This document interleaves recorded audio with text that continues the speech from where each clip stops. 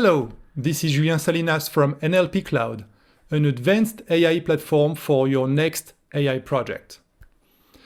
It is interesting for AI practitioners to understand the history of AI and see which important milestones led to the cutting-edge generative models we are all using today. In this course, I will quickly go through the history of language models from the 20th century to today. AI is not a new thing. Engineers and linguists started working on artificial intelligence for text understanding around 1950. This was the era of symbolic natural language processing until the 90s. At the time, the main motivation was machine translation, and AI was based on a set of rules. Improving an AI algorithm was mainly about adding more rules to the program. Researchers were quite enthusiastic about their first results, and they thought that machine translation would be a problem solved in a couple of years. Well, it is still not totally solved today. These rules-based systems also led to the first, very simple, chatbot called Eliza. As of 1990, we entered the era of Statistical NLP. Using AI with statistics instead of predefined rules meant that we could start building much more powerful systems without having to think about all the scenarios in advance. This was made possible by mathematical research progress, but also by the increased computation power provided by the new CPUs.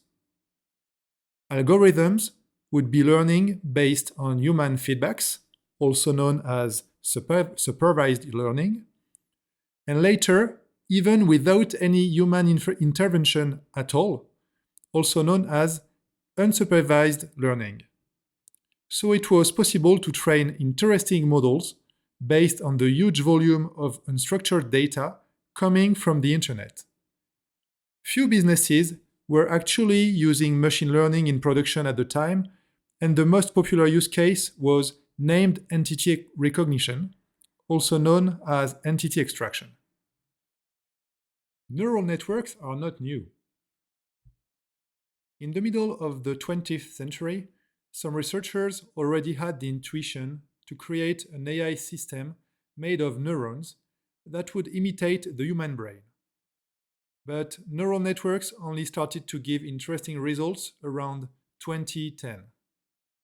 Thanks to GPUs, it was then possible to train much bigger neural networks. This was the beginning of the so-called deep learning era. The first impressive results came from computer vision, thanks to convolutional neural networks, which allowed for advanced image classification. Language really benefited from deep learning only a bit later. Until 2010 and the rise of deep learning, language AI was essentially a research area, and few businesses used natural language processing in their product.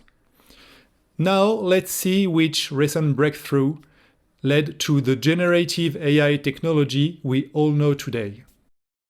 The real breakthrough for language models was in 2017, when some Google researchers released a paper called "Attention is All You Need."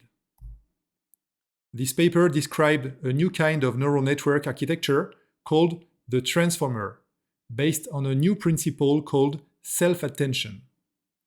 The transformer architecture is at the heart of all the impressive language models we have seen since 2017. Very quickly after that, a first model was trained by Google following the transformer architecture. This model was called BERT. BERT was the first production-grade language model that could be used for all sorts of use cases: summarization, entity extraction, question answering, translation, and more. BERT was really interesting because for the first time, a model was created that was good at transfer learning.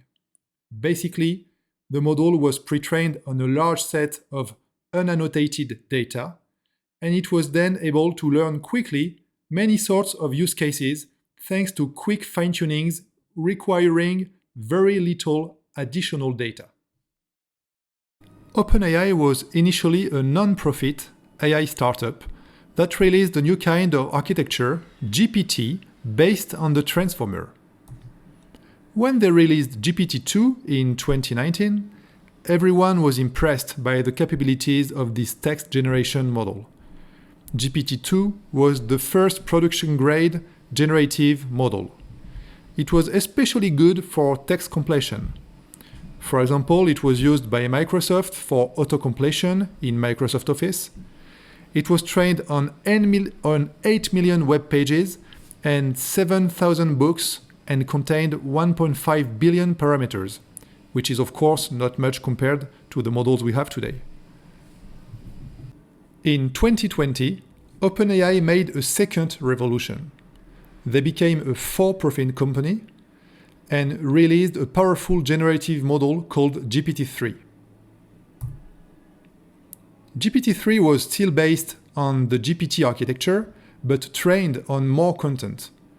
It contained 175 billion parameters and required thousands of GPUs to train for several months. Even if not official, researchers think that pre-training GPT-3 cost around $5 million. It was the first versatile generative model that was able to address all sorts of use cases. In order to make the most of this model, fine-tuning was not even needed anymore. Most of the time, few-shot learning was enough, and it actually even worked very well in zero-shot learning mode. Then, in the same spirit, came ChatGPT and GPT-4. Soon after that, OpenAI released other kinds of disruptive models. Thanks to Dall-E, it was possible to generate beautiful images out of text, and they dramatically raised the bar in the speech-to-text industry thanks to Whisper. You might have noticed many different terms in this course: machine learning, deep learning, neural networks, natural language processing, AI, generative AI. Some are specific technical terms, while others are simply trendy buzzwords. I personally think that natural language processing is the right term for the language AI technology we are using today. But this is not very important. You now have a basic understanding of where our AI models are coming from.